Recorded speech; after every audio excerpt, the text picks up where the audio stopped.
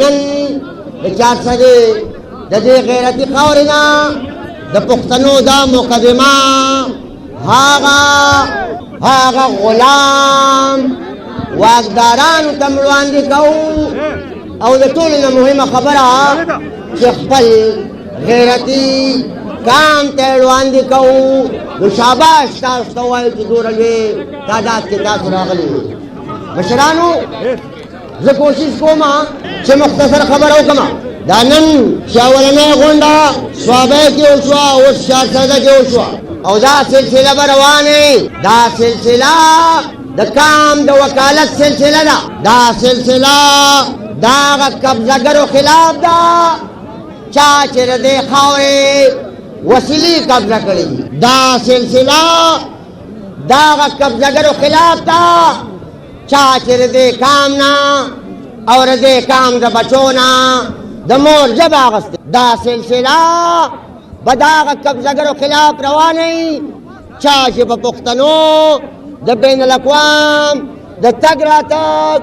او د تجارت لارې بندې کړې دي او دا سلسله به جاري تر هغه وخته پورې چې د پښتنو په خاوره د هغه چترال نه راوالې تر چمنه پورې چې دا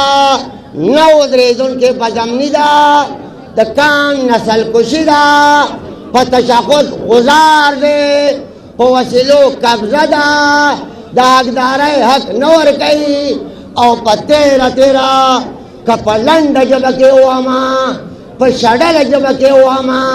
چې اسلام آباد پښتنو ته سپک ګوري اوس به ورته دا پښتانه ثابتوي چې موږ د دنیا په خاوره نه پښتنو اسلام آباد څوک چې ولي نه مني څوک چې ولي نه مني څوک چې ولي نه مني ځوانانو تاسو ته وایم اسلام آباد د پاکستان دارالخلافه نه ده اسلام آباد پښتنو له په مخ سپېړې ورکوي او یا پښتنو پرون ما ته د خیبر نه یو زلمي ټلیفون وکړو وی زه په خیبر په خاوره یوې مور له هغه برنام سکیورټي فورس سپېړه ورکړه ما ورته وی چې بچو د خیبر د مور په مخ سپېړه دا د پښتنو په مخ سپېړه ده هم دغه سیاست هم دغه وکالت د سلو کالو نه دا سره جنډکۍ خواص پښتنو ته کوو چې دا د سر سورې په خپله په کاڼو مولی دشمن والا ډېر دی دشمن ته دا بیرغ داسې ښکاري لکه اور خو داسې نه ده داسې د پښتنو چې سور بیرغ او سرکار بلکې که زه یې ډول نور اسانه کړمه سرکار او سور بیرغ اور او اوبه دي اور او اوبه موږ د خیر خلک یو هغه د شر خلک دی موږ د ترقۍ خلک یو هغه د پسماندۍ سوچ دی موږ د امن خلک یو هغه د بدامنۍ خلک دی موږ جمهوري خلک یو او هغه امیر دی جنگ دا دی چې دا جنډه د امن او د جمهوریت وکالت کوي یا پښتنو تاسو سره د خاورې سره د بچو سره وعده ده چې د سر په قیمت د مال په قیمت دا پاچاخاني چې ده دا به اسکه ساتو او دا به وجود ساتو اسلام آباد د پښتنو ژبې ته سپک ګوري اسلام آباد د پنجاب دارالخلافه ده زه الیمین صاحب ته وایم چې تا به د پنجاب د لور پریس بریفنګ اورېدلی الیمین صاحب پنجاب یو صاف امیج جوړ کړو پنجاب لوبه روانه ده په پنجاب کې یو لیډر نواز شریف خوشحاله کړ په پنجاب پښتنو واورئ چې بیا بیا خبره کوو چې خپله خاوره خپل اختیار په دې لارو کوڅو کې راله پښتانه پیدا کړي دي دشمن پریدا تربوران وزجان دا بیراخ پکان اولی زهیس ویل نغوارم خدور او طویل غوارم چه پینزا ویا کالا دے بیرخ تا تاسو سپکو کاتو نو گور اخپل حال تا چرس تیرے گے خیراتونو تے کینولو لنگرونو تے کینولو زکاتونو تے کینولو بجار وتوایو پختنو منگ دا خیراتونو خلق نیو منگ دا زکاتونو خلق نیو منگ دا خپل حق را کئی زالی امین سے تواما چدرے میں اسمبلی تعالی درکا اسلام آبادا دا پختونخوا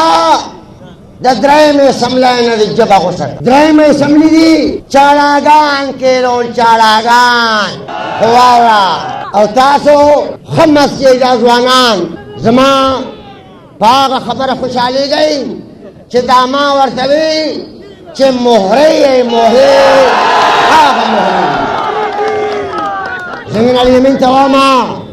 چه الیمینا نمانو دا بلیختیار بلغ غرق بلیختیار نمانو دا بلیختیار الیمین سیب واورا داغ بیرق دے داغ بیرق دے چرے دے کام دا دے خاوری دا ملکیت دا پیداوار داغ پیداوار دا استعمال او داغ پیداوار دا مدن دا حقدارے پجار داویدار دی که زرزلا ستا پسان مورتے یا مہرے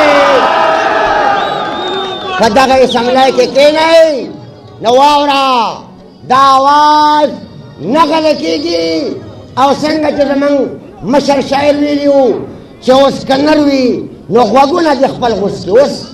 کنروی نو غوگونا دی خپل غس کی چه زمان نغما سرن شلا سرش انشاءاللہ کا خیر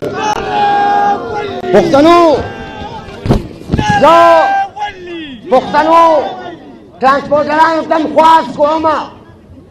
چه من دا افغانستان و پاکستان دا تجارت خبر کو دا دے کام دا پارے کو ٹرانسپورٹرانو پر لکنو ٹرانسپورٹ بے روزگار شو دا دے بندولار پوجا دا کراچائی بندرگاہ کھلاو دا پنجاب و دا ہندوستان لاری کھلاو نو یا پختنو چه دا من دا تجارت اور تگرا تک خبر کو پر لکنو ٹرانسپورٹ بے روزگارا دکاندار بے روزگارا تاجر بھائی بے روزگارا مزدوران بے روزگارا ٹول ٹرانسپورٹران تو آئیو چکدا نارا درتا دسری جنڈی اخکاری کچا سر سپینا جنڈا دا کچا سر اشنا جنڈا دا کچا سر تور جنڈا دا او کچا سر ہر جنڈا دا دادا دے خاوری آواز دے خپل خاور خپل اختیار نمانو خپل اختیار دا پیوری کئی جو استادانو تم خواست کوما جو استادانو دا مور پجبہ کی تعلیم دا دا ہر انسان حق او دا جماعتنو او دا مدرسو استادانو تا امامانو تم ویل غوارم چی اللہ خو مور را پخپو کے جنت بخیرے خطاسو دلتا دے نظام دا مور دا جب حق اغسطے دے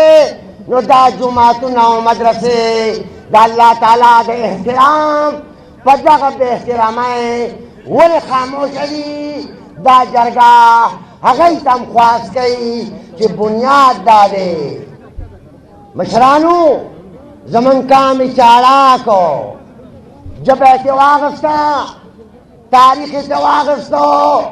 دا جغرافی نے نا خبر کو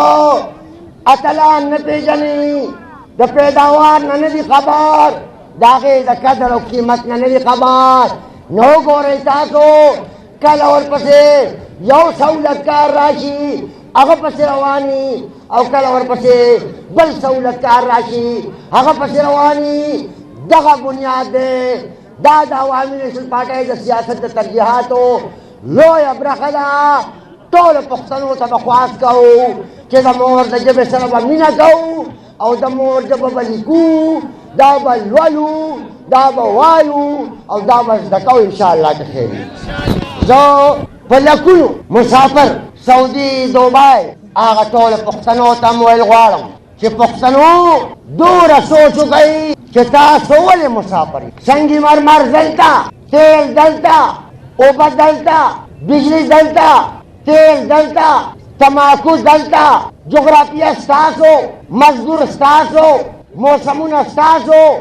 خدا د دې جنډې ګناه دی چې ورته وایو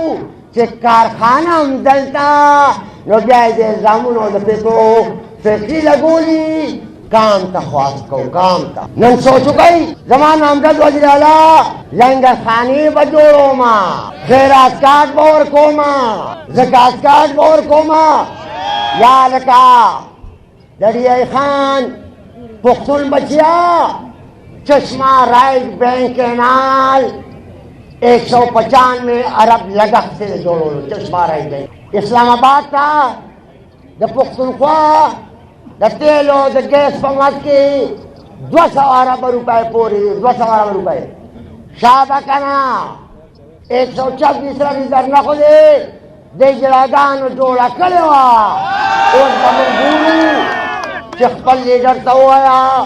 چې د پارلمان مخې ته به د دې کام د حق دپاره چې دهشتګردۍ وځپو، انتها پسندۍ وځپو، اسلام آباد والے په مخه سره پیلې ورکوي. درېیمه پیړۍ تا له دغه اسمبلي چا چې په لاس کې درکړه، اوس به دې پته لګي چې تر دې کام د حق خبره څومره کوې او څومره نه کوې. موږ ته پته ده، خو دې پښتنو ته پته نشته چې کم از کم دې پښتنو ته د اصلیت معلوم شي. پښتنو زه ټولو طالب علمانو ته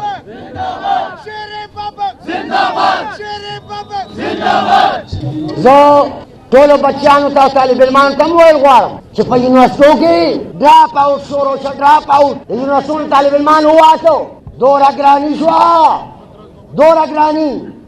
او بیا زه هغه بچیانو ته ویل غواړم چې د دې سرې جنډې نه علاوه یوه جنډه د ښځو د تعلیم او د انساني ژوندون خبره نه کوي، نو هغه ټولو پښتنو بچیانو ته ویل غواړم چې دا موږ دا ناره وو چې یوه لاره یوه منزل باچا خان نه تر عمل. نو دا تاریخ دی، دا تاریخ راوالی، په دې تاریخ لاړ شئ. اوس چې زه راتلمه پارچوک کې دا مذهبي انتها پسند ولاړ دي. پښتنو واورئ، پښتانه خبره راغونډومه. زه د دې لویې ولسي غونډې په وساطت خدای خدمتګارو بچو ته خواست کوم، خواست چې راپاڅئ، راځئ چې موږ تاسو بیدار شو. زما پوره تمه ده چې دا ټول کام به انشاءالله بیدار شي. زه د ټولو خدای خدمتګارو بچو ته وایم چې اوس کښېنئ ما، راپاڅئ، ټول راپاڅئ. زه ځانو مشرانو ایمل ولی خان صاحب ویلي دي چې د صوبایي اسمبلۍ اجلاس په کومه ورځ د ټولې صوبې د پښتونخوا هر بشر ته ویل غواړم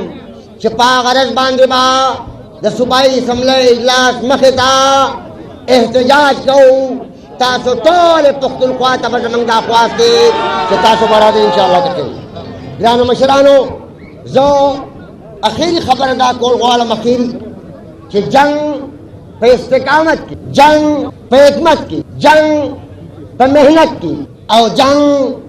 په داسې سیاست کېږي چې د دې خاورې باچا خان داسې لار موږ ته پرېښودې ده. او کله ناکله زه هم سوچ کوم چې که خدای مکا بیا مکا په دې خاوره باچا خان نوی پیدا، نه خدای مکا بیا مکا زمونږ په شان سیاسي کارکنان به هم د هغه ډبل شاه ملګري وو. شکر وباسو چې دا لار. مشرانو، زه به اجازه تلمه، خدا یو شعر وایم، ټول به ما سره وایي، ما سره به وایي. زه به وایم چې د پت وایي، د پت ښېګړې وفا تورې او د ننګ سندرې. د پت ښېګړې وفا تورې او د ننګ سندرې چا پېژندلې نه وې بے د پښتنو نه مخکې اوس به یو د دې نارې راکوي خو داسې نارې به راکوئ چې د هغې نه اندازه وشي چې واقعي د دې خاورې ټول پښتانه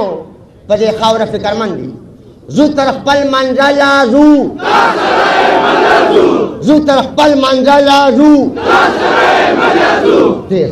زو تر خپل منزله ځو زو تر خپل منزله ځو دا مشال بساتو بل دا مشال بساتو بل دا مشال بساتو بل دا مشال بساتو بل خپل خاوره خپل اختیار خپل خاوره خپل اختیار